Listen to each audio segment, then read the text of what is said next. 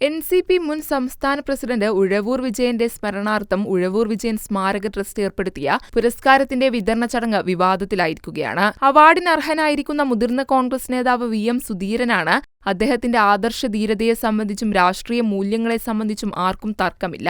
അതേസമയം അവാർഡ് നൽകുന്ന വ്യക്തിയുടെ രാഷ്ട്രീയത്തിലെ അഴിമതിയും സ്വജനപക്ഷപാതവും ഉയർത്തിക്കാട്ടിയാണ് വിവാദങ്ങൾ ഉയരുന്നത്. NCP ശരത് പവാർ വിഭാഗം സംസ്ഥാന പ്രസിഡന്റ് PC ചാക്കോയാണ് അവാർഡ് സമ്മാനിക്കുന്നത്. PSC കോഴ ആരോപണം ഉൾപ്പെടെ ഒട്ടേറെ അഴിമതി ആരോപണങ്ങളിൽ ഉൾപ്പെട്ട ചാക്കോ ഇത്തരം ഒരു അവാർഡ് നൽകുവാൻ യോഗ്യനല്ലെന്നാണ് പലരും വിമർശിക്കുന്നത്. PSC അംഗത്തെ നിയമിക്കുന്നതുമായി ലക്ഷങ്ങൾ കോഴ വാങ്ങിയതുമായി ബന്ധപ്പെട്ട് ശബ്ദരേഖ ഉൾപ്പെടെ പുറത്തുവന്നിരുന്നു. രേഖകളിൽ PC ചാക്കോയുടെ പങ്ക് ഏറെക്കുറെ വ്യക്തവുമായിരുന്നു.